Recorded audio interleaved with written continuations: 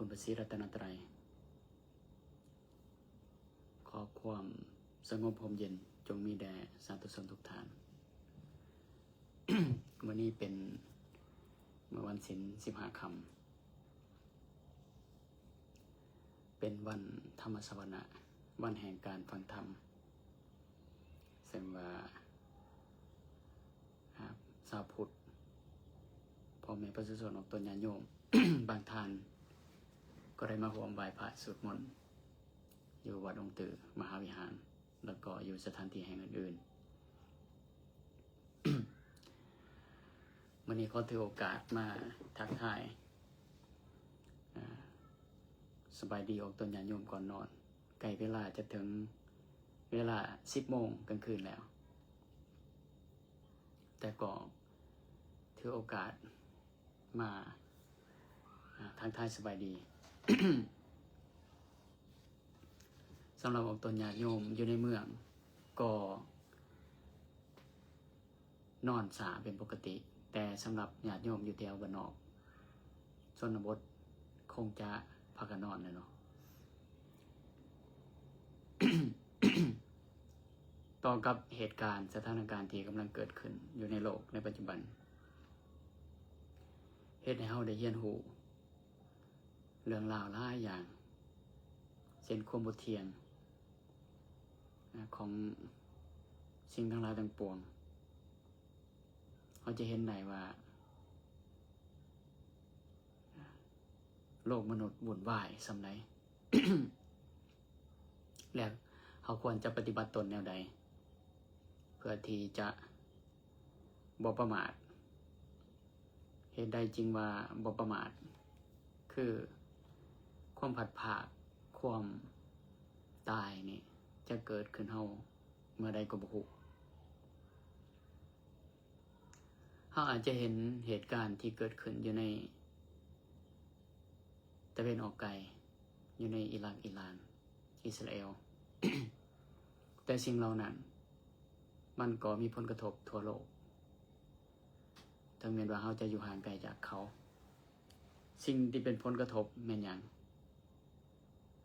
แน่นอนได้ว่าเรื่องน้ำมันเรื่องเศรษฐกิจทุกอย่างฉะนั้นสิ่งที่เฮาบ่ควรประมาทคือการใช้ชีวิตบ่ฟุ่มเฟือยการใช้ชีวิตแบบระวังตัวเอง บ่ให้อำนาจแห่งความโลภความโกรธความหลงมาครอบงำรักษาตนเองให้อยู่ในศีลในธรรมเฮาจึงจะเป็นผู้ที่ปลอดภัยจากอันตรายที่กำลังจะเกิดขึ้นในโลกคำว่าปลอดภัยนี่หมายความว่าใดปลอดภัยบ่ได้หมายความว่าเฮาจะบ่มีวันจะไปจากโลกนี้ได้คำว่าปลอดภัยนี่ปลอดภัยทั้งโลกนี้และโลกหน้าแน่นอนได้ว่าเขาอาจจะหลีกเลี่ยงบ่ได้แต่ถ้าเขาไปในตอนนี้ สำหรับคนผู้ที่บ่ประมาทรักษาศีลปกติให้ทานปกติเมื่อเวลาเขาไปเขาก็ไปสู่ภพภูมิที่ดี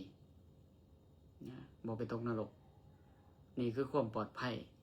ในการเดินทางในสังสารวัฏ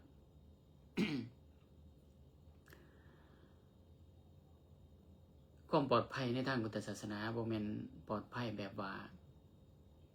จะต้องไปอาศัยบริษัทประกันภัยที่เขาจะต้องจ่ายทุกเดือนแบบนั้นความปลอดภัยในที่นี้หมายถึงเฮ็ดจังได๋เมื่อใส่ชีวิตไปเมื่อจากโลกนี้ไปจะบ่ไปสู่อบายภูมิอันนี้คือความปลอดภัยอย่างแท้จริงบ่ไปตกนรกบ่ไปเกิดไปเป็นเปรตอสุรกายได้สัตว์เดรัจฉาน วิธีที่จะเฮ็ดให้ปลอดภัยแบบนั้นเขาจะต้องเฮ็ดแบบใดคือเขาจะต้องรักษาศีลเขาจะต้องเจริญภาวนารักษาจิตของตนให้ผ่องใสเมื่อเขารักษาจิตของตนให้ผ่องใสเขารักษาศีลให้บริสุทธิ์บริบูรณ์ถึงแม้ว่าจะจากโลกไปในมื้อนี้ในตอนนี้เขาก็บ่อยากนี่คือความปลอดภัยคือความบ่ประมาทที่เกิดขึ้นในสิ่งที่อาตมาอยากบอก เว้าเรื่องสันติภาพที่แท้จริงที่พวกเฮาทั้งหลายควรคิดงำนำกันเอาใจใส่นำกันตระหนักรู้นำกันนั่นคือความสันติภาพที่เกิดขึ้นภายในจิตใจบ่แม่นสันติภาพที่จะต้องใส่อาวุธยุทโธปกรณ์ขาฟันห้ำหันกันอยู่ในโลกสันติสุขแบบนั้นเป็นสันติสุขที่แลกมาด้วย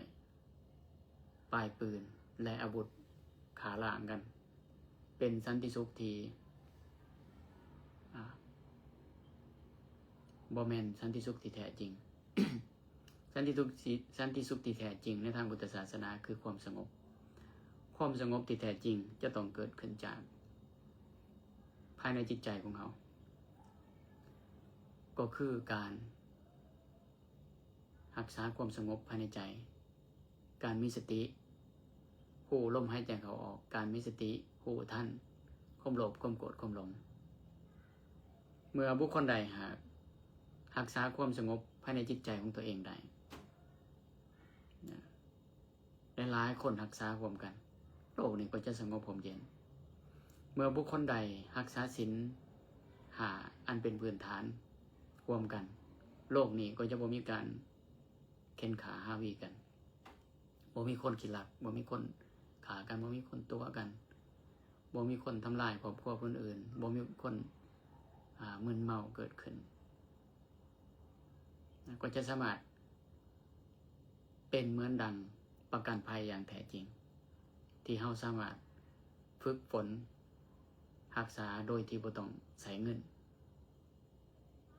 ถ้าแต่ละคนรักษาศีล5คือกันโลกนี้ก็จะสงบร่มเย็นมันต่างแต่ว่ามันบ่มีไผจะสนใจจะรักษาให้ได้มันก็เลยวุ่นวายโลกอันนี้คำสอนของพระพุทธเจ้ามันดีหมดต่างแต่ว่าคนบ่เอาไปปฏิบัติแม้แต่คำสอนของพระเจ้าก็ดีคือกันบอกถึงหลักแห่งความเมตตาความรักแต่ว่าคนที่นับถือพระเจ้าผัดเข็นขาหาวีกันจักเป็นอะไรก็บ่ฮู้ ด้วยอำนาจของความโลภนี่ความโกรธนี่บ่แม่นมีตั้งแต่ว่าคนพุทธเท่านั้นจึงจะมีความโลภความโกรธความหลงสภาวะของความโลภความโกรธความหลง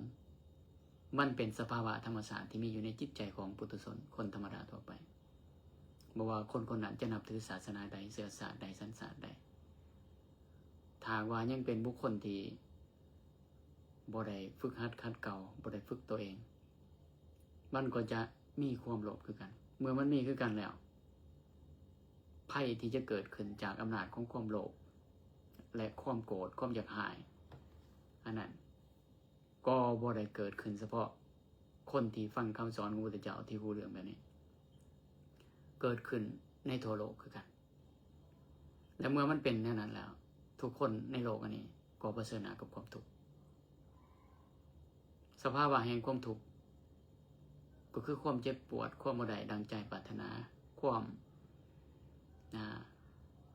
เบียดเบียนความบ่เพิงปรารถนาที่เกิดขึ้นในชีวิตจิตใจของคนคนนั้นแม้ว่าในทั่วโลกนี้สภาวะอันนั้นอาจจะเว้าในภาษาหนึ่งบาในหนึ่งเว้าในภาษาหนึ่งบาในหนึ่งภาษาลาวว่าทุกข์ภาษาบาลีว่าทุกขะภาษาอังกฤษว่า suffering หรือว่า unsatisfactoriness ภาษาคนอาจจะบอกคือกันแต่ว่าภาษาใจนี่มีสภาวะความรู้สึกคือกันหมดบ่ว่าคนคนนั้นจะเป็นคนอยู่ในแห่งคนใดในโลกนี้มีความเจ็บปวดคือกันหมดและสภาวะแห่งความโลภมากโลภะบ่ว่าคนศาสตร์ใดในโลกก็มีคือกันหมดต่างแต่ว่าไผจะมีหน่อยจะมีหลายคนมีหลายก็ยอมจะหาวิธีทางเพื่อที่จะกอบโกยเพื่อที่จะเอาสิ่งที่ตนเองอยากได้มาด้วยวิธีการที่แตกต่างกันตามอำนาจของความโลภของแต่ละคนตามอำนาจและฐานะของแต่ละคนฉะนั้นธรรมะของพระพุทธเจ้านี่เป็นธรรมชาติ เพราะว่ามันมีอยู่ในจิตในใจของบุคคลทุกคนที่ยังเป็นปุถุชนอยู่ฉะนั้นเมื่อว่าถึงจุดนี้สันติภาพความสงบสุขคนในโลกนี้ก็ปรารถนาต่างแต่ว่าเขาจะหาวิธีทางใดเพื่อให้ในจิตใจของเขาสงบนะแม่นขึ้นอยู่กับการใดศึกษาหาเรียนมาการใดดำเนินชีวิตมาประสบการณ์ในชีวิตเป็นเท่าใดชีวิตถูกหล่อล้อมมาเท่าใดขั้นถูกหล่อล้อมมาด้วยอำนาจของโลภโกรธหลงก็จะแสดงออกมาตามกำลังของเขาตามเหตุปัจจัยที่มันเอื้ออำนวยที่จะให้แสดงออกมา ฉะนั้นธรรมะของพระพุทธเจ้านี่จำเป็นหลายที่จะไปแก้ไขสภาวะจิตอันนี้ถ้าบุคคลนั้นบริหารการแก้ไขก็เป็นเพศเป็นภัยแก่คนอ้อมข้างแก่คนอื่นแก่โลกอันนี้ฉะนั้นองค์ต้นญาติโยมพวกเขาทั้งหลายเมื่อเขาหูว่าคำสอนของพระพุทธเจ้าดีเพียงใดเขานำออกไปประพฤติปฏิบัติให้เห็นความสงบเห็นความสันติที่ควรจะเกิดมีในจิตใจของเราและสำคัญอย่างยิ่งในท่ามกลางที่โลกกำลังวุ่นวายอยู่ เขาควรจะใส่ชีวิตอยู่โดยความประมาทควรเกี่ยมจิตเกี่ยมใจรักษาศีลให้บริสุทธิ์บริบูรณ์ไว้ตั้งแต่ตอนนี้เพราะว่าชีวิตบ่แน่นอนเมื่อชีวิตบ่แน่นอนแล้วเขาจะต้องสร้างความแน่นอนให้เกิดขึ้นในชีวิตนั่นก็คือรักษาศีลให้ท่านรักษาศีลเจริญภาวนาเพราะว่าสิ่งอันนี้จะเป็นสิ่งค้ำประกันว่าเมื่อเขาจากโลกนี้ไปก็ดีหรือว่าเมื่อเขาใช้ชีวิตไปก็ดีเพศภัยอันตรายทั้งหลายทั้งปวงอาจจะบ่เกิดขึ้นกับบุคคลผู้ที่เจริญภาวนาหรือแม้แต่เกิดขึ้นแล้วบ่ปลอดภัยในโลกแต่ก็จะปลอดภัยในปรภพข้างหน้าโลกวุ่นวายแต่ใจเขาต้องบ่วุ่นวายขอให้ทุกท่านประพฤติปฏิบัติรักษาศีลรักษาจิตรักษาใจของตนให้เบิกบานและบ่ประมาทเพื่อที่เขาจะบ่ไปสู่ปรโลกที่ตกต่ำลงไปเป็นยังพุทธศาสนาจึงว่าเรื่องนี้เพราะว่าพุทธศาสนาคิดการไกลบ่ได้คิดเฉพาะในปัจจุบันนี้บ่ได้สอนคนให้ฮู้เอาตลอดเฉพาะในปัจจุบันนี้สอนให้คนเอาตลอดจากอบายภูมิพร้อมและไปสู่ภพภูมิที่ดีพร้อมเบิ่งคือกันก็ว่าเบายังไกลเกินไปแทนที่จะเว้าเรื่องปัจจุบันถ้าเฮาบ่อยากเว้าเรื่องการไกลเฮาบ่เชื่อในปรภพข้างหน้าบอกปัจจุบันก็ได้ตราบใดที่เฮายังมีชีวิตอยู่ถ้าว่าเฮามีสติดีมีสมาธิดีมีศีลดีเฮาบ่ไปสร้างความวุ่นวายแก่คนอื่นคนอื่นก็จะบ่มาสร้างความวุ่นวายแก่เฮาบ่ไปทำลายคนอื่นคนอื่นก็บ่จะบ่มาทำลายเฮารักษาจิตของตนให้มันคงทนเทียนมีความสงบเฮาก็จะบ่เป็นทุกข์ด้วยอำนาจของสิ่งที่จรมานั่นก็คือภัยอันตรายทั้งหลายทั้งปวงอันมีความโลภความโกรธความหลงหรือว่าสิ่งที่มากระทบจิตกระทบใจเมื่อใจเฮาทนเทียนมั่นคงสิ่งใดจะมากระทบก็บ่หวั่นไหวบ่เป็นทุกข์เหมือนหลังคาที่ถูกมุงดีแล้วฝนก็จะบ่หัวจิตที่ป้องกันดีแล้วมีกำลังดีแล้วก็จะบ่ถูกกระทบด้วยอารมณ์ทั้งหลายทั้งปวงที่บ่พออกพอใจที่เป็นเหตุให้เกิดความบ่พออกพอใจเมื่อใจเฮาทนเทียงบ่ถูกกระทบบ่ถูกกระเทือนด้วยอำนาจของสิ่งที่มากระทบผ่านตาหูหลังเรียนกายและใจเสียงที่บ่มักรูปที่บ่มักกลิ่นที่บ่มักสัมผัสที่บ่มักที่จะมากระทบมันก็เอาสามารถป้องกันได้ด้วยจิตที่เป็นกุศลด้วยจิตที่ทุนเทียงด้วยจิตที่เป็นสมาธิและมีสติประกอบอยู่นับบุคคลใดที่ฝึกจิตดีแล้วยอมนำสุขมาให้บุคคลใดที่ฝึกฝนตนเองดีแล้วยอมสามารถป้องกันอันตรายที่จะมากระทบในจิตในใจของเราก็จะเห็นหนทางแห่งความสงบท้ายที่สุดขออวยพรในแก่ทุกท่านเ เป็นผู้ที่เจริญด้วยอายุวันนะสุขภาละมีความสงบร่มเย็นเกิดขึ้นในจิตในใจดำรงชีวิตอยู่โดยความบ่ประมาทอยู่ในท่ามกลางโลกที่กำลังวุ่นวายนี้